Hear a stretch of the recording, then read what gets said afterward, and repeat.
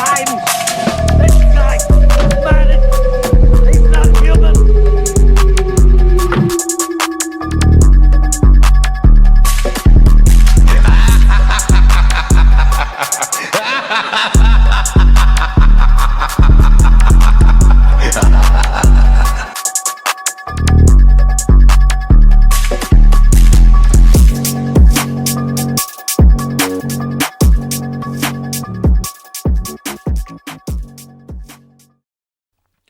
What's up, I Like Scary? We are back. I hope y'all having an awesome day. I'm having an awesome day. It feels great to be a horror fan. So, you guys, today I want to talk about something that could possibly be going on with Scream 7 and the next move, what could be happening, and, some timeline speculation. But before we get started, definitely smash the like button because it definitely helps. So, to get into Scream 7, past few days we took a big hit with Melissa Barrera, Jenna Ortega, unfortunately, and now we're trying to pick up the pieces to figure out what is going to happen with Scream 7 if it happens. And lately on social media, man, a lot of stuff has been going on. Man. I posted something on Twitter that was related to a video I posted on here with Mark Kincaid and Sidney Prescott and Kirby and Gail Weathers, and it got like 236,000 likes and, man, so many retweets. And I was just going through checking out what you guys said, and yeah, man, it's kind of like the Scream fans have been split, like the Scream community, and it's crazy due to all this unfortunate craziness that happened with Melissa Barrera and and everything, and now we're split. So I've been seeing people say they're not going to see Scream 7, unless, Spyglass doesn't have anything to do with it, which is fair. It is fair. You did Melissa wrong. And, a lot of people are saying they don't want to see it if Neve even comes back. And it's kind of like, wow, Sydney, which I see why, though, because, like I said, I'd rather have the Carpenter sister story continue, like, seriously. Like, when I say that, I know some people say that just because, but I really do, like, want to see that story be completed with Christina Carpenter and everything.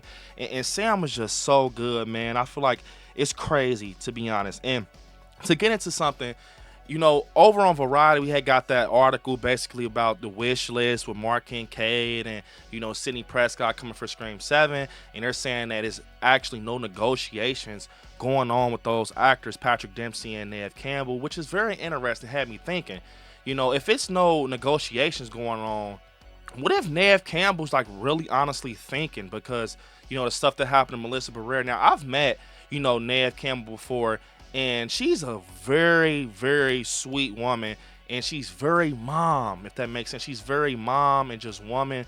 She let me cut the line with my son, my newborn son, and the wife to come to the front to meet her because, she saw that my wife was a mom, and that spoke a lot about, Neve. Now, I seen this whole situation with my own two eyes, and I got to meet her, and she's talking to the wife about my, about my son and just everything, talking about, her life and everything. She's such, a great woman. So it kind of had me thinking, like, bro, if she's like that for women, and, she did a movie with Melissa Barrera, who's to say she might just say, you know what? You guys did Melissa wrong. I'm standing on business too. Keep the money. I don't care. I'm not doing Scream 7. This shit is falling apart anyways. Literally, I think for Neve Campbell to come, they might have to do her a favor and just drop a shitload of money in her front yard. Like, I just been thinking about that. Like, cause y'all already fucked Neve Campbell, So it's almost like you guys almost owe her a favor if she comes back and pick up this movie and save your ass. So I'm like, bro, it's all on Neve Campbell, to be honest. In my opinion, it's all on Neve Campbell. So nothing's confirmed with her. I'm just saying, I wouldn't be surprised if she say, "Hey, peace out. I'm right with Melissa and Jenna, bro. I'm out. I stand on business." I won't be surprised. But to kind of push through with something else, I was thinking about this too, man. With Scream 5 and 6, a fortunate event happened. With 5, we lost, David Arquette, man, Dewey himself, and it hurt us, man. Dewey was just that character, man. It was unexpected, and it hurt us. He died. So as I keep thinking, it's like, okay, now that the Carpenter sisters are not, a part of the the film anymore. It's almost like 5 and 6 were pointless. Like 5 was pointless, bro. You killed Dewey for nothing. All the tears and the popcorn for nothing. Dewey died for nothing, bro. So it was like that emotional attachment that you guys were trying to create for the fans, for people to be emotionally, just ruined and just going back and forth. Like, why did Dewey die, bro? That was for nothing. That was for nothing. And it kind of it's sad because you killed off a legacy character for nothing. But I've been hearing in the community now. This is not, my theory or nothing, but I've heard in the community. I want to touch on it, where people say, what if we bring Dewey back? Now, I mean, it's possible they're going to have to go the Halloween route. You know how the Thorn has his own timeline and everything. And I was trying to think, what character in horror has ever died and made a comeback? And I thought about it. My favorite final girl, Laurie Strode, Jamie Lee Curtis. She died in Halloween Resurrection, and she just came back in David Gordon Green's trilogy. So it's definitely possible. But that's why I said let's talk about timelines. If they do this, somehow, some way, someone will have to get a dustpan and broom and clean this shit up and straighten out the timelines to make it make sense. They will have to make 5 and 6 its own timeline and pick up from 4. Pick up from 4. Now, you guys, if you follow the channel, I just dropped a video about Mark Kincaid coming back, Kirby Reed, Gail Weathers, and Sidney Prescott. I can definitely see that continuing from like 4, plus having Kirby bounce off energy with Mark Kincaid, and she's talking about her trauma and stuff like that. Even if they don't separate timelines, in 6, she's FBI, and she's talking about she has interest in Ghostface murders. Even if they keep that, timeline alive. But also, I was thinking they can definitely, for real, they could go like reboot route from 4. A sequel to like 4 or something like that crazy.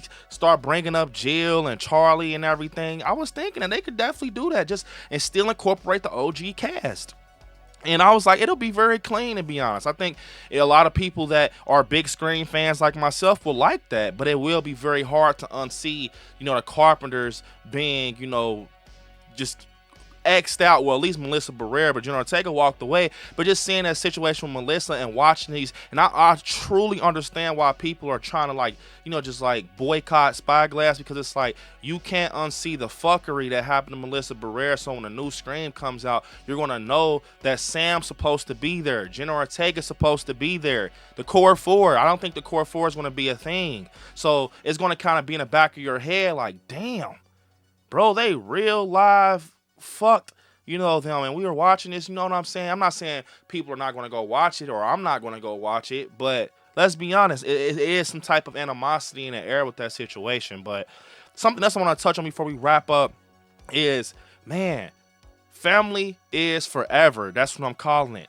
What if we got the Billy Loomis bloodline with Sam and everything? What if they just give Stu Macher a side of the story? You know what I'm saying? Maybe, Leslie Macher comes in the mix. And I was thinking, man, I saw like a concept poster out there, and it genuinely made me start thinking, man, Elizabeth Moss as Leslie Macher, she wants revenge on the death of her brother. We might not get Stu Macher back, but we have the sister. Maybe she's the leader of the Ghostface cult and the legacy of her brother. I can see that, and she has that Stu Macher energy, in my opinion. I think that will be crazy. Could you picture her in Scream 7? Neve's getting calls and stuff, and Mark Kincaid and Kirby, they're like, well, you never met me before. Almost similar to Scream 6, you never seen anything like me before. Literally, we haven't. This is a girl version of Stu Macher. It's his sister, and she's the leader of everything, and she has been leading everything, for the past few years. We thought it was Stu, but the twist is, it's his sister. She was behind everything with all the Ghostface murders, or, she's the leader. I think that would be so fucking crazy. But the thing is, even if it's not Elizabeth, you can just cast someone as an actor, just make them loony, batshit crazy, give them that Stu vibe, because now they got that Macher name behind their name. So you can definitely go crazy with it. I think that would be crazy. I think it'll be wild, guys. But yeah, comment down below Unfortunately, this is the end of the video. I want to hear what you guys got to say in those comments. I want you guys to hit me up on social medias at ILIKESCARY on Instagram, ILIKESCARY_ on TikTok, Brandon on Facebook, ILIKESCARY on Twitter. And yeah, you guys, right there where it says subscribe, next to it, click join and become a member of the channel. And yeah, you all, I want you to watch some horror movies. Stay scary out there. I love you all. Peace. Until next time.